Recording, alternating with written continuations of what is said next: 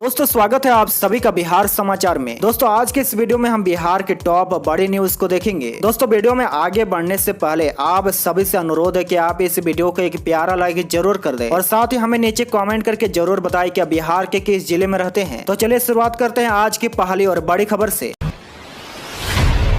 बिहार में inter pass लड़कियों को मिलेंगे 25-25 हजार रुपये। नीतीश सरकार ने मंजूर किए 400 करोड़ रुपये।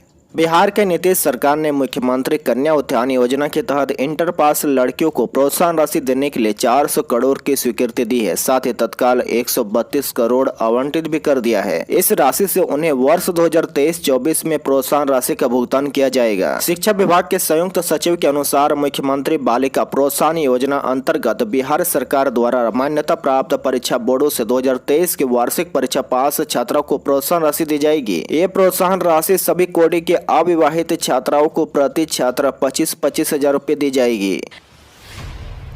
बिहार में अगले 2 दिन तक आंधी और बारिश का अलर्ट, मौसम विभाग ने जारी की एडवाइजरी। बिहार में बारिश का सिस्टम लगातार सक्रिय है। मौसम विभाग ने 2 मई तक राज्य में बारिश की गतिविधियों के सक्रिय रहने का पूर्वानुमान किया है। इसी दौरान राज्य भर में आंधी, गरज, तड़क, ओलावृष्टि और आकाशीय बिजली की चेतावनी जारी की गई है। बादलों की हालिया प्रवृत्ति को देखते हुए मौसम विभाग की ओर से लोगों को वज्रपात की घटनाओं से सचेत रहने की चेतावनी भी जारी की गई है। पिछले 24 घंटे में पटना सहित 13 जिलों में तेज आंधी, पानी से जनजीवन पर असर पड़ा है। पटना में तेज आंधी और ओलावृष्टि से कुछ देर तक मौसम का उग्र रूप लोगों ने देखा। वैशाली, भोजपुर, रोहतास, सहरसा और औरंगाबाद, गोपालगंज, भभुआ और पूर्वी चंपारण में भी तेज आंधी और गरज तड़क के साथ बारिश हुई। इसी तरह गया, भागलपुर और दरभंगा में भी बूंदाबूंदी की सूचना है। सहरसा में पिछले 24 घंटे में वज्रपात की घटना हुई है। पटना में दोपहर बाद आई आंधी और तेज हवाओं के झोंके से कई जगहों पर पेड़ भी उखड़ गए हैं। यहाँ हवा के झोंके की अधिकतम रफ्तार 40 से 50 किलोमीटर प्रति घंटे रही। इसके बाद झमाझम बारिश की स्थिति पटना, वैशाली व अन्य जिलों में देखी गई। बारिश की वजह से अधिकतम तापमान में भारी कमी आई है। नालंदा से लोकसभा चुनाव लड़ेंगे नीतीश कुमार। बिहार के मुख्यमंत्री नीतीश कुमार अगले लोकसभा चुनाव में अपने गृह क्षेत्र नालंदा से चुनाव लड़ेंगे। नीतीश ने अपने चुनाव लड़ने की चर्चाओं पर कल बड़ी बात कह दी है। दरअसल 2 दिन पहले ही नालंदा से जेडीयू के सांसद कौशलेंद्र कुमार ने कहा था कि वे नीतीश कुमार के चुनाव लड़ने के लिए अपनी सीट छोड़ने को तैयार है। साथ ही मुख्यमंत्री नीतीश ने इस ऑफर पर अपनी प्रतिक्रिया दी है। कल जब पत्रकारों ने नीतीश कुमार से सवाल पूछा कि क्या वे नालंदा से चुनाव लड़ने जा रहे हैं, नीतीश कुमार ने जवाब दिया, इस सब हमको क्या करना है, आप लोग कहे अभी चिंता में है। आपने चुनाव लड़ने की बात पर नीतीश इतना ही प्रतिक्रिया देकर निकल गए। उन्होंने अपने चुनाव लड़ने की बात से इनकार नहीं किया। ऐसे में समझा यही जा रहा है कि नीतीश कुमार अगला लोकसभा चुनाव लड़ने को तैयार है। आपकी जानकारी के लिए बता दें कि अगर नीतीश कुमार लोकसभा का चुनाव लड़ेंगे तो वे 20 साल बाद कोई प्रत्यक्ष चुनाव लड़ेंगे। 2004 में उन्होंने बाढ़ और नालंदा लोकसभा क्षेत्र से चुनाव लड़ा था। वे बाढ़ से चुनाव हार गए थे, लेकिन नालंदा से जीतकर सांसद बन गए थे। 2005 में बिहार का मुख्यमंत्री बनने के बाद उन्होंने विधानसभा चुनाव लड़कर विधायक बनने के बजाय विधान परिषद में जाने का फैसला लिया। तब से वे लगातार विधान परिषद के सदस्य बनते आए हैं। बिहार में बेमौसम बारिश बनी मुसीबत, ओलावृष्टि से धान की फसल को भारी नुकसान, किसान हुए परेशान। बिहार के कई जिलों में रविवार की शाम बेमौसम हुई तेज मूसलाधार बारिश व भारी ओलावृष्टि से धान की फसल को बड़ी व अपूरणीय क्षति पहुंची है। इसके चलते धान की खड़ी हुई तैयार फसल पूरी तरह से टूटकर व मुड़कर जमीन पर आ बिछी है। इस प्राकृतिक आपदा से बड़े पैमाने पर खेतों में पैदावार में काफी नुकसान है। आलम यह है कि ओला गिरने के बर्बाद हुई धान की फसल को देखकर अन्नदाताओं के चेहरे मुरझा गए हैं। आपको बता दें कि प्रदेश के कई इलाकों में बड़े पैमाने पर धान की खेती की जाती है। यहाँ के अन्नदाताओं का मुख्य फसल धान ही है। इसे बेचकर ही वे अगली खेती के लिए रुपए जुगाड़ करते तथा घर गृहस्थी चलाते हैं।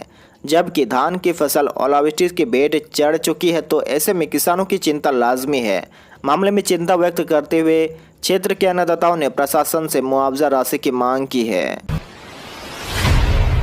केंद्रीय टीम को पसंद आई दरभंगा एम्स के लिए दी गई जमीन। बिहार सरकार की ओर से दरभंगा एम्स के लिए दी गई जमीन केंद्र सरकार को पसंद आई है। केंद्र के 3 सदस्यीय टीम ने सोबन में राज्य सरकार की ओर से एम्स निर्माण के लिए आवंटित जमीन का गुरुवार को निरीक्षण किया था। केंद्रीय टीम की ओर से जमीन को उपयुक्त बताने पर जल संसाधन मंत्री संजय झा ने खुशी व्यक्त की है। उन्होंने कहा कि हम आशा करते हैं कि अब दरभंगा एम्स के निर्माण की दिशा में तेजी से कदम उठाए जाएंगे। जल संसाधन मंत्री संजय झा ने कहा कि दरभंगा के लिए लिए राज्य सरकार न सिर्फ जमीन मुफ्त में दे रहा है बल्कि उसका विकास भी करवा रही है। दरभंगा एम्स के लिए आवंटित भूमि में मिट्टी भराई, समतलीकरण एवं 4 दीवारी के निर्माण पर 309 करोड़ रुपए से कराया जा रहा है। उक्त कार्यों के लिए राज्य सरकार द्वारा टेंडर भी निकाला जा चुका है। उन्होंने कहा कि एम्स का निर्माण होने से दरभंगा शहर को एक नया विस्तार मिलेगा और इस नए क्षेत्र का तेजी से विकास होगा। बिहार में थम नहीं रहा कोरोना का रफ्तार, पिछले 24 घंटे में मिले 136 नए मरीज। राज्य में पिछले 24 घंटे में 136 मरीज मिले हैं। वहीं पटना में कोरोना के सबसे अधिक मरीज मिलने का सिलसिला जारी है। जांच में पटना में 53 संक्रमित मिले हैं। वहीं गया से 28, पूर्णिया से 11, भागलपुर से 9 और खगड़िया से 7 मरीज मिले हैं। अन्य जिलों में औरंगाबाद से 1, बांका से 3, दरभंगा से 1, जहानाबाद से 5, मधेपुरा से 4, मधुबनी से 3, मुजफ्फरपुर से 1, सहरसा से 3, सारण से 2, शेखपुरा से 1 और वैशाली से 1 संक्रमित मिले हैं। वह देखिए नए मरीज के साथ ही पटना में सक्रिय मरीजों की संख्या 396 तक हो गई है, जबकि गया और खगड़िया में 54, भागलपुर में 45 और पूर्णिया में सक्रिय मरीजों की संख्या 49 हो गई है। राज्य के विभिन्न संस्थान में 28 मरीज अभी भर्ती है। हालांकि किसी मरीज को ऑक्सीजन की जरूरत नहीं पड़ी है। वहीं कोरोना मरीज की पहचान के लिए पिछले 24 घंटे में 35,887 लोगों की जांच हुई थी। पटना में फिर बदला स्कूल का समय, 1 मई से 11:30 बजे तक संचालित होंगे स्कूल। पटना के सभी निजी और सरकारी स्कूलों की टाइमिंग बदल गई है। 1 मई से एक बार फिर से सभी स्कूल 11:30 बजे तक संचालित किए जाएंगे। पटना के डीएम डॉक्टर चंद्रशेखर सिंह ने मौसम में सुधार को देखते हुए स्कूलों की टाइमिंग बदलने का निर्देश दिया है। 1 मई से 11:30 बजे तक संचालित करने का आदेश जारी कर दिया गया है। बता दें कि इससे पहले डीएम ने गर्मी को देखते हुए सभी स्कूलों को 10:45 तक संचालित करने का आदेश जारी किया था। यह आदेश सोमवार यानी आज से सभी स्कूलों पर लागू हो जाएगा। डीएम के आदेश के अनुसार निर्धारित समय के बाद स्कूल खुले रहने पर कार्रवाई होगी। इसके लिए डीएम चंद्रशेखर ने जिला शिक्षा अधिकारी को निर्देश भी दिया है। मुख्यमंत्री नीतीश कुमार ने गंगा नदी पर बन रहे सबसे बड़े पुल को इसी साल चालू करने का दिया टास्क। बिहार के मुख्यमंत्री नीतीश कुमार कल अपने डिप्टी सीएम तेजस्वी यादव के डिपार्टमेंट पथ निर्माण विभाग के काम का निरीक्षण करने अकेले पहुंच गए। दिलचस्प बात यह है कि इस काम का सीधा संबंध तेजस्वी यादव के विधानसभा क्षेत्र का है। गंगा नदी पर कच्ची दरगाह से बिदुपुर तक बन रहे 6 लेन पुल की नीतीश ने कल पुल के निर्माण का निरीक्षण किया। अधिकारियों को कहा कि इसी साल के आखिर तक पुल को चालू कर दीजिए, बहुत देर हो तो अगले साल की शुरुआत तक चालू हो जाना चाहिए। पत्रकारों से बात करते हुए उन्होंने कहा कि इस पुल के निर्माण में देर हो गई है, इसका हमको बहुत अफसोस है। हमने अधिकारियों को कहा कि जल्दी से जल्दी काम पूरा कर लीजिए। उसी के सिलसिले में हम यहाँ निरीक्षण करने आए हैं। नीतीश कुमार ने कहा कि कोविड के कारण 2 साल का काम बाधित हुआ था, लेकिन हम चाहते हैं कि इसी साल ये पुल चालू हो जाए। अगर देरी भी हो जाती है तो अगले साल के पहले या दूसरे महीने में पुल चालू हो जाएगा। बड़ी खबर में देखिए, उपेंद्र कुशवाहा की पत्नी श्रीलता ने नीतीश की शराबबंदी का किया समर्थन। राष्ट्रीय लोक जनता दल के मुखिया उपेंद्र कुशवाहा की पत्नी श्रीलता बिहार में शराबबंदी के मुद्दे पर उनसे अलग राह पर चल पड़ी है। कुशवाहा के उलट उनकी पत्नी ने नीतीश सरकार के शराबबंदी कानून का समर्थन किया है। नालंदा के राजगीर में चल रहे रालो जद के चिंतन और प्रशिक्षण शिविर में उन्होंने कुशवाहा की पार्टी के कार्यकर्ताओं को शराबबंदी कानून को सही से लागू करने के सहयोग करने की अपील भी की है। बता दें कि उपेंद्र कुशवाहा लगातार शराबबंदी कानून पर सवाल उठाते हुए इस पर पुनर्विचार करने की मांग कर रहे हैं। आधी रात को अचानक एसकेएमसीएच पहुंचे डिप्टी सीएम तेजस्वी यादव ने कहा, गायब डॉक्टरों पर होगी कार्रवाई। बिहार के डिप्टी सीएम स्वास्थ्य मंत्री तेजस्वी यादव शनिवार को आधी रात को मुजफ्फरपुर के एसकेएमसीएच पहुंचे। सीतामढ़ी से पटना लौटने के दौरान यह अचानक एसकेएमसीएच अस्पताल पहुंचे। इसके बाद अस्पताल परिसर में अफरा तफरी का माहौल कायम हो गया। इसी दौरान अस्पताल से कई डॉक्टर ड्यूटी से गायब मिले, जिसको लेकर तेजस्वी यादव एक्शन में दिखे और सख्त लहजे में कहा कि निरीक्षण के दौरान अधिकतर डॉक्टर ड्यूटी से गायब पाए गए, अब उन पर कार्रवाई होगी। उन्होंने ड्यूटी में तैनात स्वास्थ्य कर्मियों से पूछताछ करते हुए कई मरीजों से अस्पताल में मिल रही सुविधाओं के साथ भोजन व दवा के बारे में जानकारी ली। इस दौरान उन्हें समय से डॉक्टर के नहीं पहुंचने की कई शिकायत मिली। निरीक्षण के दौरान भी इमरजेंसी सहित कई जगह पर डॉक्टर गायब मिले। इस पर उन्होंने अधीक्षक डॉक्टर दीपा सिंह को पूरी रिपोर्ट 24 घंटे के भीतर देने का आदेश दिया है। वहीं डिप्टी सीएम ने बताया कि अस्पताल में काफी कमियां मिली है, साफ सफाई से लेकर बेड तक की समस्या दिखी है। अधीक्षक को सुधारने का आदेश दिया गया है।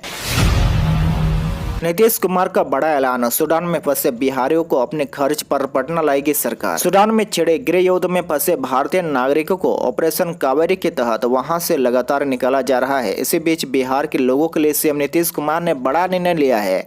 नीतीश ने कहा कि बिहार सरकार सूडान में फंसे बिहारियों को अपने खर्च पर वापस लाएगी, जिसके बाद से लोगों को काफी राहत मिलेगी। दरअसल बिहार के सीएम नीतीश कुमार ने सूडान से भारत लौटने वाले बिहार के निवासियों को ध्यान में रखते हुए अहम फैसला लिया है। उन्होंने यह निर्णय लिया है कि सूडान से वापस आने वाले लोगों को सरकार अपने खर्च पर पटना लाएगी। हालांकि बिहार सरकार सिर्फ दिल्ली और मुंबई से पटना आने वाले यात्रियों को अपने पैसों पर पटना लाएगी। आपको बता दें कि केंद्र सरकार ऑपरेशन कावेरी के तहत सूडान में फंसे भारतीयों को स्वदेश वापस ला रही है। सूडान से लौटने वाले ऐसे भारतीय नागरिक दिल्ली और मुंबई एयरपोर्ट पर आ रहे हैं।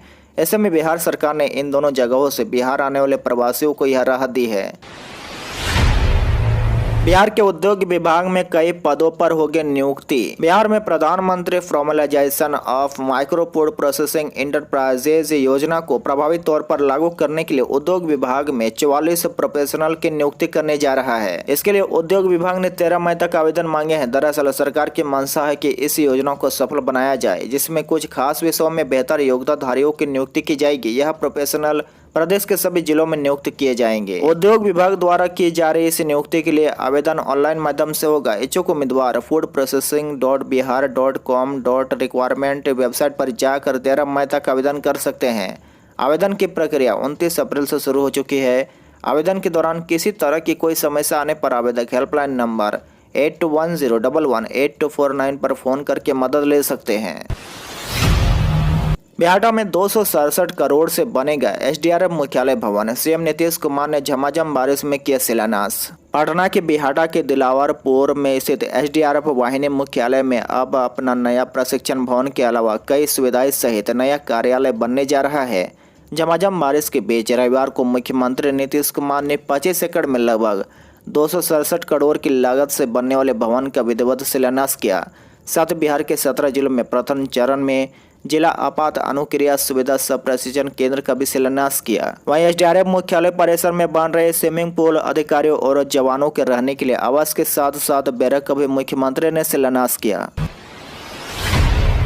बिहार में मां मुंडेश्वरी धाम का दर्शन अब होगा आसान, जल्द होगा रोपवे का निर्माण। बिहार के कैमूर जिले के भगवानपुर प्रखंड में स्थित पवारा पहाड़ी में मां मुंडेश्वरी धाम के दर्शन करने आने वाले भक्तों को अब ज्यादा परेशानी नहीं होगी। राज्य सरकार के द्वारा अब वहां रोपवे का निर्माण किया जा रहा है। रोपवे निर्माण को राष्ट्रीय वन्य जीव बोर्ड की स्थायी समिति की बैठक में मंजूरी मिल गई है। इस खबर के बाद मां के भक्तों में खुशी का माहौल है। मां का धाम जिले के पवारा पहाड़ी पर स्थित है। मां मुंडेश्वरी धाम में नवरात्रि के वक्त भक्तों की काफ़ी भीड़ लगती है। बता दें कि वर्तमान में मां के मंदिर तक पहुंचने के लिए भक्त सीढ़ी या सड़क मार्ग का इस्तेमाल करते हैं।